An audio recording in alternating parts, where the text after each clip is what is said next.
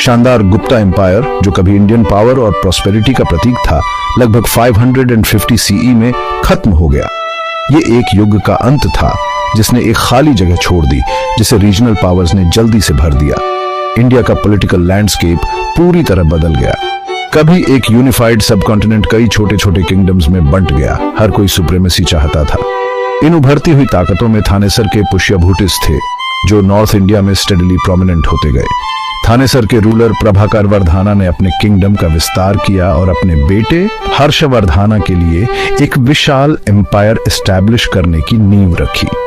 Fragmentation और ambition के इस पीरियड ने इंडियन हिस्ट्री में एक नए चैप्टर का स्टेज सेट किया। गुप्तास के डिक्लाइन ने इंडिया के डिफरेंट पार्ट्स में अदर किंगडम्स का राइज भी देखा। गैंगेटिक प्लेन्स में मौखारिस, गुजरात में मैत्रकस और बंगाल में गौड़ा किंग्स, सब ने अपनी इंडिपेंडेंस डिक्लेयर कर दी। यह पीरियड इंडियन हिस्ट्री के एक नए फेज की शुरुआत थी, जिसकी विशेषता पॉलिटिकल फ्रैगमेंटेशन और रीजनल पावर्स का राइज था। गुप्ता एम्पायर का फॉल एक युग के अंत का प्रतीक था। इसने इंडियन हिस्ट्री के एक वाइब्रेंट और डायनामिक पीरियड का रास्ता साफ किया। हर्षवर्धना 606 सीई में थ्रोन पर आए, एक एक्सेप्शनल रूलर साबित हुए। उन्हें अपने फादर की एम्बिशन से बनाया गया किंगडम मिला और मिलिट्री पावर और चतुराई भरी डिप्लोमेसी के थ्रू उन्होंने इसे एक विशाल एम्पायर में बदल दिया। हर्षवर्धना का रेन नॉर्थ इंडिया में यूनिटी का एक छोटा लेकिन ब्रिलियंट पीरियड था। उनका एम्पायर नॉर्थ में हिमालय से साउथ में नर्मदा रिवर तक और वेस्ट में गुजरात से ईस्ट में बंगाल तक फैला था। हर्षवर्धना एक डिवाउट बुद्धिस्ट जो अपने जस्टिस और काइंडनेस के लिए जाने जाते थे, ने इंडिया के कल्चरल लैंडस्केप में सिग्निफिकेंट कंट्रीब्यूशंस दिए। उनका कोर्ट आर्ट, लिटरेचर और स्कॉलरशिप का सेंटर बन गया, जिसने बाना भाटा जैसे फेमस पोएट्स और प्ले राइट्स को अट्रैक्ट किया, जिनका हर्षवर्धना की लाइफ का क्रॉनिकल उस एरा में इनवैल्यूएबल इंसाइट्स देता है। चाइनीज बुद्धिस्ट मंक श्वानजांग हर्षवर्धना के रूल में इंडिया आए थे, किंगडम की बुद्धिस्ट लर्निंग के सेंटर होने की रेपुटेशन से आकर्षित होकर। श्वानजांग के ट्रैवल्स के डिटेल्ड अकाउंट्स 7th सेंचुरी के इंडिया में सोशल, रिलीजियस और पॉलिटिकल लाइफ की इनवैल्यूएबल इंसाइट्स देते हैं। उनकी राइटिंग्स हर्षवर्धना के रेन का प्रमाण है, जो एक ऐसे किंगडम को पोर्ट्रे करती हैं जो मटेरियल वेल्थ और इंटेलेक्चुअल परस्यूट्स दोनों में फ्लरिशिंग था। जहां हर्षवर्धना ने नॉर्थ इंडिया के मच ऑफ द एरिया को यूनिफाई किया, वहीं साउथ में दो पावरफुल एम्पायर्स का राइज हुआ, पल्लवास और चोलास। पल्लवास, जिनकी कैपिटल कंचीपुरम थी, 6th सेंचुरी सीई में प्रोमिनेंट हुए।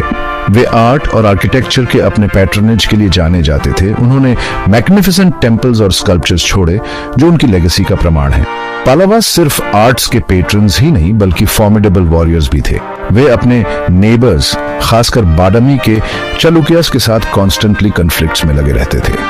ये कॉन्फ्लिक्ट्स मुख्य रूप से टेरिटोरियल कंट्रोल के लिए थे, लेकिन इन्होंने आर्ट और आर्किटेक्चर में कंपटीशन और इनोवेशन की भावना को भी बढ़ावा दिया।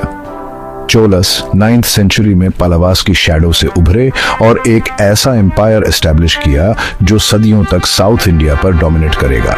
उनकी मैरीटाइम प्रोवेस और वेल ऑर्गेनाइज्ड एडमिनिस्ट्रेटिव स्ट्रक्चर ने उन्हें इंडियन सबकॉन्टिनेंट से बहुत दूर तक अपना इन्फ्लुएंस फैलाने में इनेबल किया।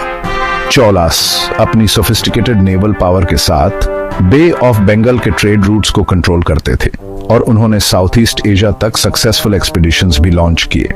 उनका रेन साउथ इंडिया के लिए एक गोल्डन एज था, जिसकी विशेषता इकोनॉमिक प्रॉस्पेरिटी, कल्चरल एफ्लोरेसेंस और पॉलिटिकल स्टेबिलिटी थी। लेट 7th सेंचुरी में एक मोमेंटस इवेंट हुआ जिसका इंडिया पर फार रीचिंग कॉन्सिक्वेंसेस हुआ, अरब्स का अराइवल। 712 सीई में मुहम्मद बिन कासिम, एक यंग अरब जनरल, ने सिंध को कॉन्कर करने के लिए एक सक्सेसफुल कैंपेन लीड की, जो इंडियन सबकॉन्टिनेंट में अरब रूल की शुरुआत थी।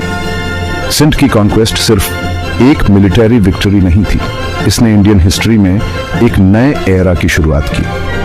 इसने इंडिया और अरब वर्ल्ड के बीच ट्रेड और कल्चरल एक्सचेंज के चैनल्स खोल दिए, जिससे नए आइडियाज, टेक्नोलॉजीज और रिलीजियस प्रैक्टिसेस का इंट्रोडक्शन हुआ।